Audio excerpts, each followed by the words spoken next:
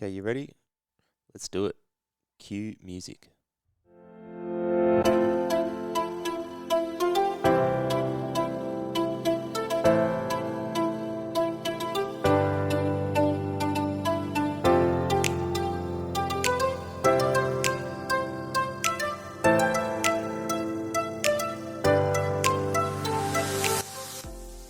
Hello, and welcome to episode 1 of the brand new podcast, Chats from a Chair.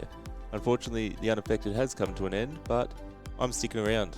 Chats from a Chair will still bring you similar episodes to The Unaffected, those affected by a loved one's disability and whatnot, but also expand beyond that to bring you just really any amazing stories, hopefully, and to show the human potential when faced with adversity. So that's what this podcast is now about. Today's episode is a perfect example of that. We have PerryX coming in. He's a quadriplegic about 30 years ago and sharing his story of the amazing things he's done since. He's defied a lot of odds and definitely hasn't let his disability stop him. So I think it's the perfect episode to start with, and I honestly think I've known him for a few years now, and he's one of the more remarkable people that I've ever met. So stay tuned for that, but do jump over to my Instagram page, chatsfromachair_podcast. Check it out. Be able to see clips from the episodes done previous and find out who's coming on in the future to book it in to listen. So without further ado, let's stay tuned for episode 1 of Chats from a Chair. Okay, I'm here with PerryX. Pez, thanks for coming in and having a chat. No worries at all, mate. Thanks for having us. All right, mate, I want to get to all the cool stuff you've done in the time since your injury. But first off, can you take us back and let us know what happened? Yeah, it's funny how when you suffer a spinal cord injury, it's an event in your life that's so significant and life-changing that you remember a lot of stuff about it. And the clarity of it sort of feels like yesterday in many ways, even though a lot's happened since then. But I just left school. I was probably a couple of years out of school actually, and I continued to play a bit of weekend club rugby for the Gold Coast, and I got selected in a trial match at Ballymore in Brisbane. I went up to Brisbane on the Sunday and played in the trial game, and the trial game was almost finished, and I grabbed the ball off the back of a ruck, ran up, got tackled, and in the tackle I remember a huge amount of pressure on my body and my neck, sort of all going in different directions, and something had to give. And, the weakest link, obviously in the body, when you have pressure on your, torso and your head, is your neck and your spine. So, it's like they say it's like switching off the lights. It's an instant thing where next minute, next second, there's no feeling of movement. So 1 minute you're able-bodied, fit, healthy, loving life.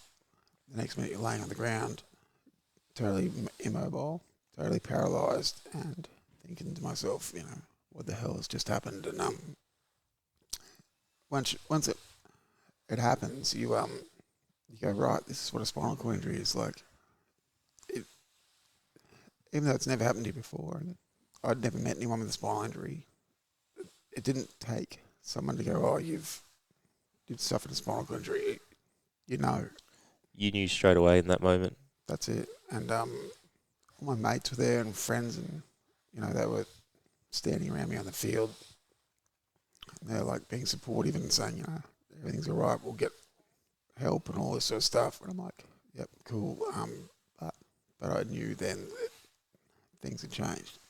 Straight away, was there a feeling of panic or anything, or were you calm in that moment, just accepted it? Or I was calm for a while, and the longer it took, the worse I got. The worse I knew that, okay, I wasn't going to get up in a hurry. And then more people get involved, ambulances and paramedics. And by that point, I'm like starting to stress, and you get really traumatised. Yeah, once you're laying there, sort of reality kicks in a little bit of what's actually just happened, and Yep. then you're taken away. So back to hospital, I imagine back then your stay would have been very different to my own. What were the protocols back then? Yeah, I mean, you say that, but I think it's probably not lots different. Not much has changed. Not much has changed. I mean, there might be a few things, but I was taken straight to hospital. I mean, the nearest hospital was about 500 metres up the street. Took an hour to get there, and I'd had a severe dislocation of my neck, which basically meant I needed surgery straight away to remove the dislocation in my neck because I was sort of crushing my spine and needed to relieve the pressure. So I had X-rays straight away, and I was transferred to PA spinal unit that night. I had surgery, and it was a Sunday night, and you can imagine trying to get surgical teams together on a Sunday night for an 8-hour surgery that was going to basically save my life, because during that surgery I went on to life support, and I haven't obviously come off, but massively distressing time for family, friends, mates, because they're the ones at the cold face. I was obviously in an operating theatre and had by then no idea what was happening, and I didn't wake up for a few more days after surgery, and you wake up thinking, wow, where am I? What's going on? What has happened? And at the time I couldn't speak, eat, drink, all these things. I could just see and hear, and you're sort of coming to and looking around thinking, what's happening, and no one's really talking to you because they don't know that you're starting to come to and you can understand, you're comprehending things, and it's a really slow, drawn-out process. And that was a pretty scary time because I was thinking to myself, well, what has happened? And then it sort of starts to come back to you, and people start talking to you and saying, can you understand us, and all this sort of stuff, and you blink, yes, once, two, no, all that sort of stuff. Yep. Yeah, so it's I always say a spinal injury is a massive physical burden, but it's more of a mental burden. The physical stuff we can deal with, we can treat that. The mental mind games that you have with a spinal injury are fucking crazy. Yeah. I suppose you should say, so you're a C2 ventilated quadriplegic, which obviously means you require a breathing tube in your neck to help you breathe, and no movement below shoulders, chest, essentially no feeling. I can feel the surface of my face. I can feel just the tip of my chin, which allows me to drive the chair. My sensation goes up around the back of my ears, up and to the top of my head. So I can't even lay on the pillow and feel the back of my head. I chat to Jenny Crowe, isn't it? Making strides sometimes about how do you put it in words? And I'm like, maybe one way I could describe it is I'm like 95% paralysed. There's not much left.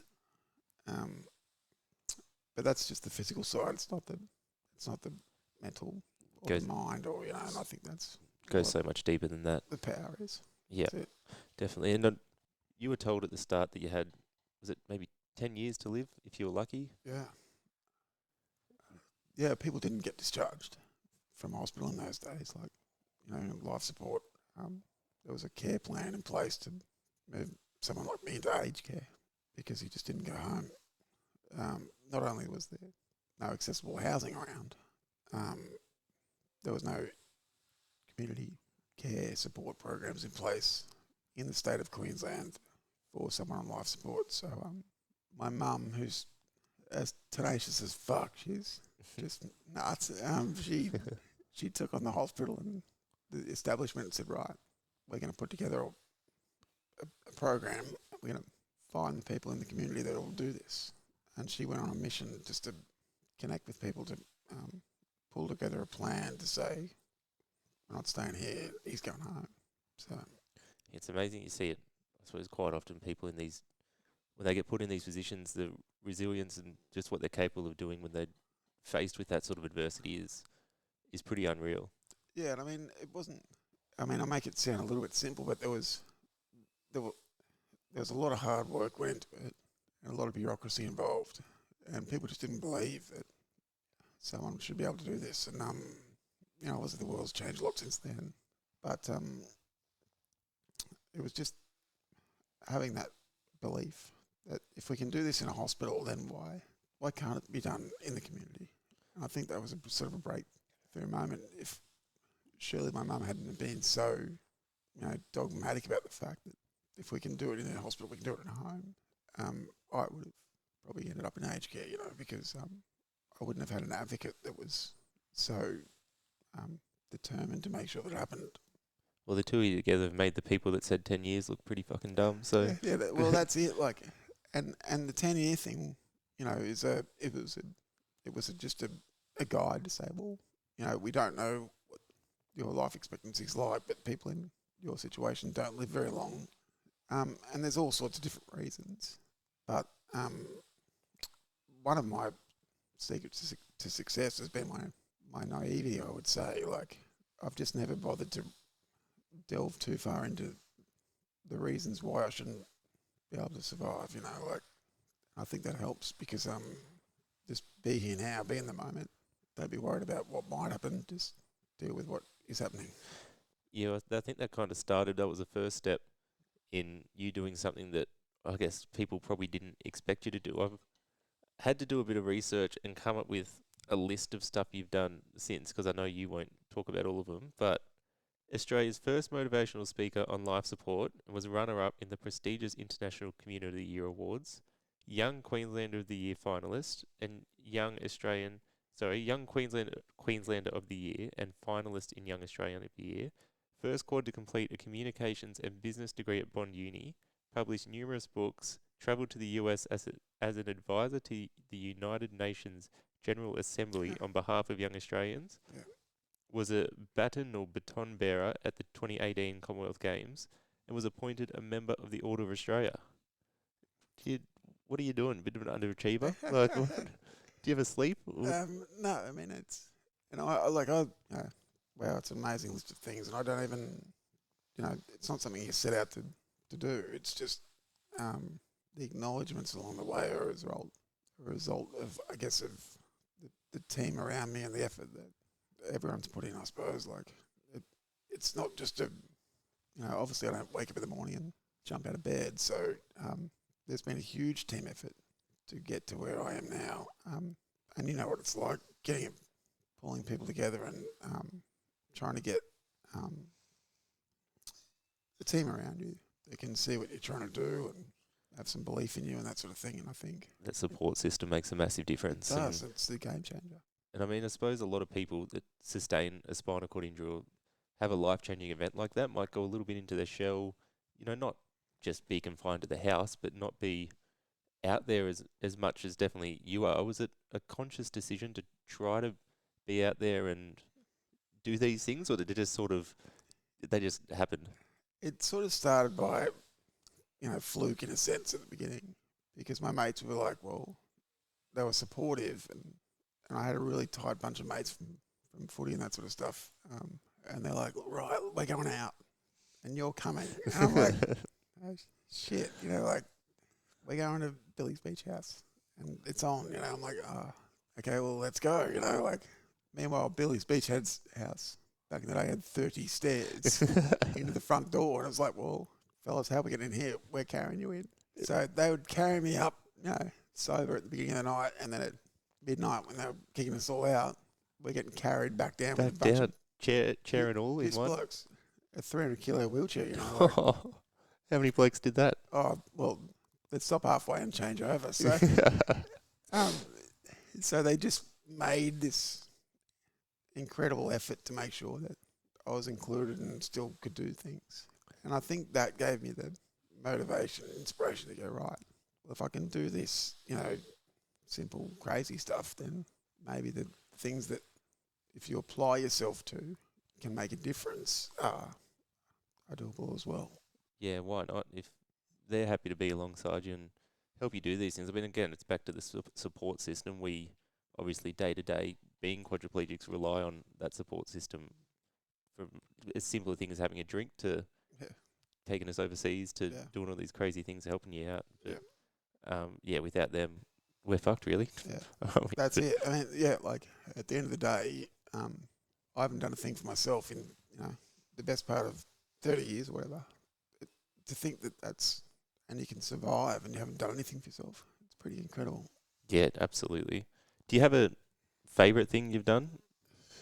Oh look, there's a lot of things over the time that look back and go, wow, like how did that happen? Or you know, um, that was fortunate to meet people or do things. But I mean, traveling's been great. Definitely been up to see lots of parts of the world.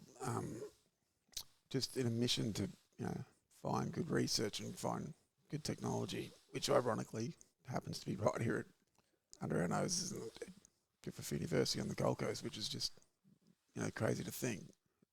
But there's probably a few standout things. The UN was definitely a moment, a wow moment. Meeting Christopher Reeve and doing things like that.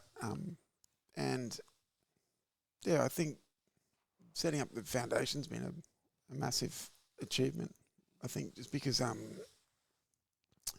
it wasn't.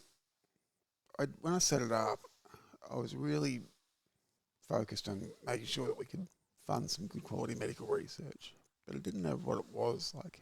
I didn't have a goal in mind. I just wanted to, put money in the right place. And over time, it grew, and I think that could have been um, a moment where I chose not to do that, and that sliding doors moment. What would life be like? Because we wouldn't be doing what we're doing now. And I think back to myself and think there would be a huge void in the medical research field all over the world. Yeah, absolutely. And of course, talking about the PerryX Spinal Research Foundation that you started all those years ago and now is a world leader in stem cell How do you say it? You Oh, must be able to say it better than me. Stem cell treatment. yeah, the technical name for what we're working on is an olfactory cell transplant. Pretty much what I said. Yeah. Yep. Yeah, so started that, and like I said, world leader in it that is now working to come up with a cure for spinal cord injuries, which affects multiple people, thousands, millions of people around the Yeah. world. And after your accident, so many people try to focus on themselves to just worry about getting themselves better, but you've chosen to then go out and try to turn your situation into helping others. Yeah, don't know why. I mean, I guess there was a point in my life where I realised that, okay, well, I'm content. I'm happy. What else can we do? And I guess I always knew that medical research would evolve. I think we've done great things over the period of time with medical research.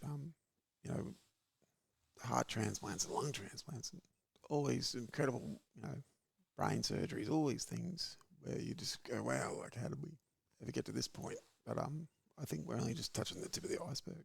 I think there's a huge way to go, and just today I've been with James St John, Professor James St John, our lab technician team, and he's our lead researcher, and they were talking about how technology and microscope technology and 3D printing technology, all this stuff is changing so rapidly that in the next 5, 10, 15 years, we're going to see massive advancements in the treatment of spinal cord injury. We talk about a cure, that's the ultimate goal, but it's going to be small steps. There's going to be a process of treatments in place that allow people to improve over time. People won't just jump up out of their chairs and walk away. It's going to take hard work, but it's doable. Yeah, that's what any small amount of improvement to life is going to be a massive difference, as we know. But it's Yep. so I've always said it's not as if I'm expecting to get up and be playing No. footy again and doing all that. But I mean, I'm sure you agree. Like for me, if I could use my hands and be a bit more independent. I mean, maybe for you it's something as simple as just being able to breathe independently. Just Yep. any advancement of life is going to be of a huge difference, just a huge advantage to so many people. Yep. But you know, but that's what we're working on. There's 20,000 Australians living with spinal cord injury. The cost to our community annually is about $3.7 billion, which I think is just far too much. Every cent of it is required, but we could be investing some of those funds into improving people's lives and the quality of lives. So yeah, I'm gonna stick to it until we can get to that point where we say, right, we're on the right track of treatments are available. Yeah. And you want to put into as layman terms as much as you can of what the cure involves. Yep. And I'll call it a treatment for the Treatment, for sorry. the use of better words, but initially a program of prehabilitation. So prior to a surgery, maybe 10 weeks, 16 weeks. The protocols aren't yet determined, but a period of prehabilitation to get the body ready for the process that's about to happen. That involves 2 hours a day, 5 days a week for that stint, and then the patients will most likely go into a procedure in a hospital where they have a transplant done, which involves taking the olfactory nerve cells from the nasal system. So the nasal cavity is right in front of the brain, right at the back of the nose, and those cells are super regenerative cells. They have the ability to regenerate every day. They're the only nerve cells in the body, or the only neurons in the body that regenerate every day. And they've got some superpowers that nowhere else in the body does, that we think if we use those, the own patient's cells, we take them out, whip them up in a dish in a lab. We can tweak them up a bit with some improvements to the cells to make them the purity really good quality, and that's what's important as well, getting the right mixture of cells, because obviously there's a lot of cells going on in the body, so get the purity of those cells right, and then we can build nerve bridges, basically using 3D technology these days, and those nerve bridges can be transplanted into a person's spinal cord at the injury site where the damage is, and those cells have the ability then, once the transplant's done, to start to grow, and we believe that those cells will grow enough to start to break down the scar tissue in the spinal cord, and then they'll start to send new signals, new electricity through the damaged area of the spinal cord, and then post-surgery we'll put people back into rehabilitation. So probably 6 months of rehabilitation, 2.5 hours a day again, 5 days a week, and it's a massive commitment, but we think that's what it's going to take to start to regenerate the spine and the body. Yeah, to sort of bridge that injured spinal cord area, because that's the crazy thing with spinal cord injuries. Like, essentially, our bodies don't really have anything wrong with them. Like, obviously, a bit of, I guess, bone breakdown now, maybe muscle wastage, that sort of thing. But essentially, it is one small area of the spinal cord that's been damaged that is stopping that message getting through from your brain down to the nerves that tell your feet and legs to move. That's right. It's not as if legs are broken, they're no good, they're stuck in the way they are. So if we can just bridge that gap, that injured part of the spinal cord, let the nerves get from one side to the other, Yep. then it's good. Yeah. It's basically, a job for an electrician in a sense. The electrical communication is not going between the wires, and that's what we need to get right. But it just involves a mad team of scientists to do it. So yeah, Simple as that. Easy. And then we got SIP Week coming up soon. yeah, So that's a big fundraiser, because essentially that's what the stage of foundations is at, isn't it? It's these things are all looking so promising. We're still just trying to fundraise, and like these things aren't cheap. I mean, I guess the situation we're in now is that the only thing preventing us from starting trials is human clinical trials, is the money, and that's what's sort of annoying, is we're at this point where if we had more money we could go, and this would be a way. I'm still massively positive that we'll get there in the next few months. There's a lot of things happening to make sure that we're, talking to the right people. So I think we'll get there in the next few months. It's just, money talks. And that's why, was it at the start of SIP Week to raise awareness as well for spinal cord injuries? But what is SIP Week? Yeah, so as someone who can't hold a drink or a glass or a can or a bottle, I need someone to hold all my drinks, and then to assist with the person holding the drink. We put a straw in the drink so that I can drink through a straw to get fluids, stay hydrated, which is such an essential part of your life. Think about how many times you drink every day, every week, every year. Well, I'm doing all that just through a straw. Some people get a bit mixed up and think it's food as well, but it's not. It's just fluids, just water, tea, coffee, wine, beer, spirits, whatever you want. Preferably more of the last couple. Fireball. You eat gin and fireball for you. You're a gin man. Yeah, look, no limits. Plenty of straws in your place, isn't that's there? Right. Straws everywhere. Yeah. And then, so people to take on that challenge and drink there. Yeah, just take on the challenge. Drink all your drinks through a straw for a week. See what it's like for someone with a really high level spinal cord injury, and see what a small challenge like that might mean to you. And I think people, obviously over the years have engaged really well with it. A lot of families and friends get behind it because they really see the importance and the struggles that their loved ones go through with spinal cord injury. I think that's one of the hardest things that the listeners out there might not necessarily understand, and probably a lot of people listening are family and friends, but it's the heartbreaking scenario for helpless parents that wanted to see their kids be fit and well, for friends, for husband, wives, children of people with spinal cord injury, all those people, and I imagine feel totally helpless because they want to do everything they can to change this person's life, but at the moment there's no real thing to do. So the best thing they can do is support a cause that's focused on trying to come up with a treatment. Yeah, so definitely encourage anyone listening that wants to get involved, whether you have $1, $10 to donate. If you have no money and just want to help us raise awareness, definitely head to the PerryX Spinal Research website, Instagram page, Facebook, whatever it is. You can find out more info there and look to sign up. But that's been an awesome initiative, and one that I'm always obviously happy to get behind and help spread. And yeah, hopefully more people do get behind that. But I want to talk to you a little bit about travel you've done as well. I know we skimmed over it, but I want to go back and have a bit of a chat about that. The first couple of times you went away, were you shitting yourself? Like what? Yeah. Probably not as much as I should have been. Yeah.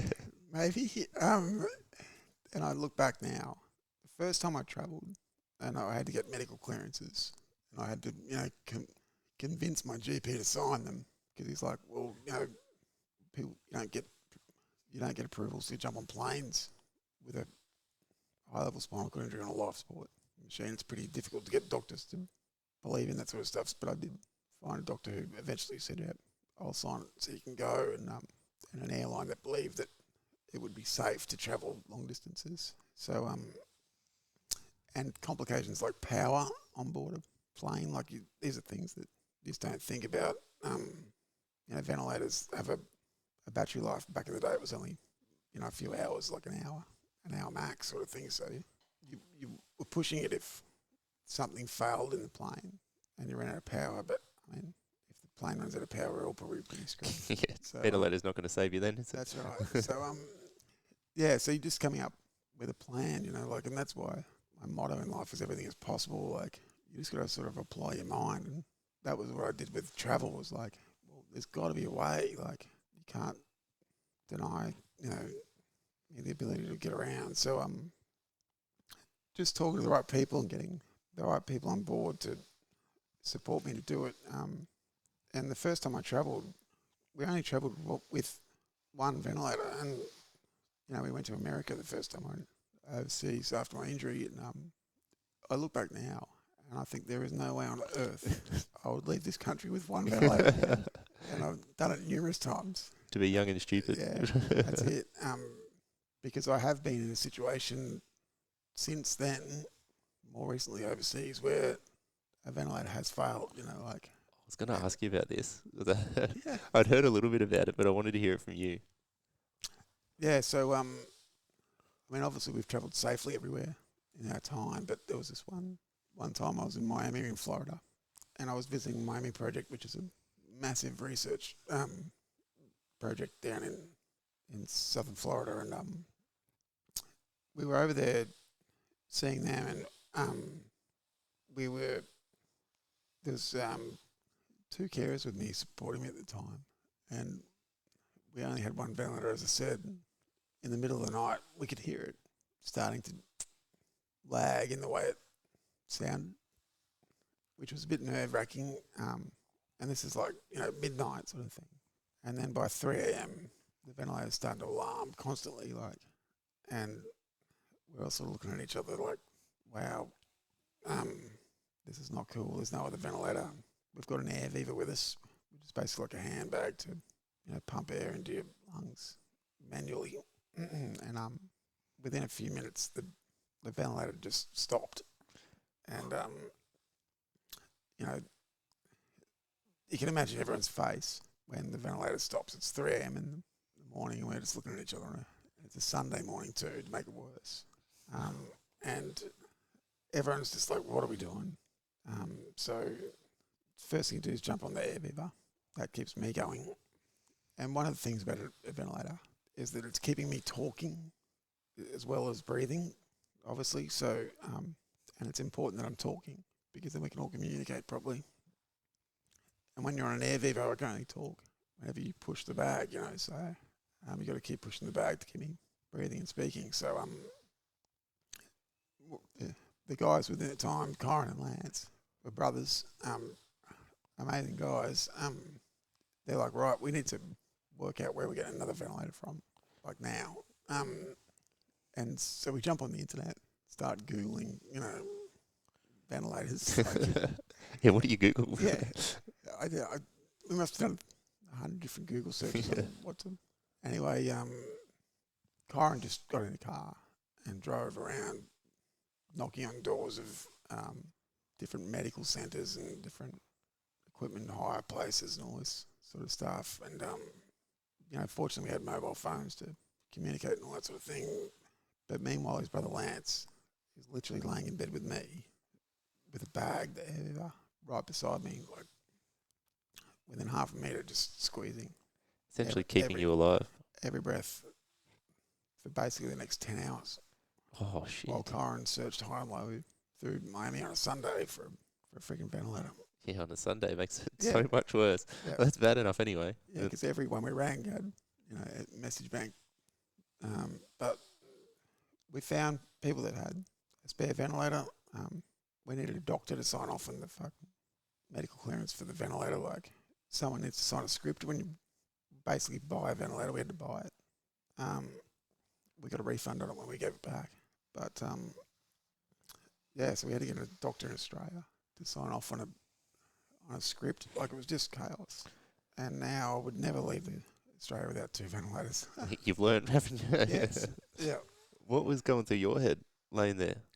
Yeah, I mean, I try and keep pretty calm when all these things are happening. Like, we've had a number of situations over the years, but I think if I'm calm, I notice everyone else is pretty calm. Yeah. There was a time when I was making strides, and this is pure accident, but the ventilator circuit went under a wheel on the Kaiser machine, and it sliced straight through it. Oh. And without even knowing, like in a split second, it just went straight through. Just the sheer speed of the wheel just cut straight through the circuit, and which cuts off the ventilator to me breathing, and everyone was like, "Shit, holy shit! What can we do to help?" Fair reaction. But my reaction generally is pretty calm. I think, whenever I'm cool, most people will be cool. If I start to stress, I notice other people get a bit flustered. So trying to keep calm. As much in your head, you're probably going, shit. Yeah. Appear calm on the outside. Yeah. Did we put a spare circuit in the car? Yeah, that's sort of the question. So yeah, probably goes back to what you were saying earlier about young and naive almost helped you in a lot of ways, but Yeah, getting out there to start with and then you learn. yeah, well, it broke down a lot of barriers for me just by saying, well, let's do this. And if I'd have listened to the doctors and the naysayers, then I'd be still back, mate. I'd be dead. Yeah. Yeah. And now you just do, let's do it, but with a spare ventilator. Yeah, and a spare circuit. Yeah, yeah, smart. So what's next for you then? Don't say you haven't left much to do. You've done pretty Yeah. much everything. Look, I mean, I'm, you know, I don't know what I'm doing, tomorrow. So I'm sort of, I mean, I do, but I'm not thinking too far ahead about what the big plan is in terms of, I'm focused on getting this human trial started. I don't know how long it's going to take to get it going. I've got a fair idea, but once that happens, then I'll reassess. There'll always be something to do and always something to be, engaged in. But I love what I do now. I don't really want to change too much. I probably will take some time off once, we get human trials started, because I've pretty much dedicated the last, 10 or 15 years to full-time just fundraising, Yeah, so there'll probably be a break at some point. But as much as I say that, I'm slightly, ADD. I don't sit still very long, and there's not many days where nothing happens. So unless we're a bit hungover. Yeah, then those days are in bed. Yeah. Yeah, no, well, mate, thanks so much for coming in and having a chat. Obviously, to people within the spinal cord injury especially, but outside the spinal cord injury as well, you're a massive inspiration to me and many others, and look up to you and thank you for all the work you've done. Like you said, sliding doors moment, but if you hadn't have started that, the PerryX Foundation all those years ago, who knows where we'd be. I mean, obviously hope is a lot of things in life, and without hope there's not much point Yeah. sort of doing a lot of things. So you've given that to a lot of people, including myself. So Yep. thanks so much for your work, and yeah, loved having the chat. Yeah, I think, mate, I appreciate it.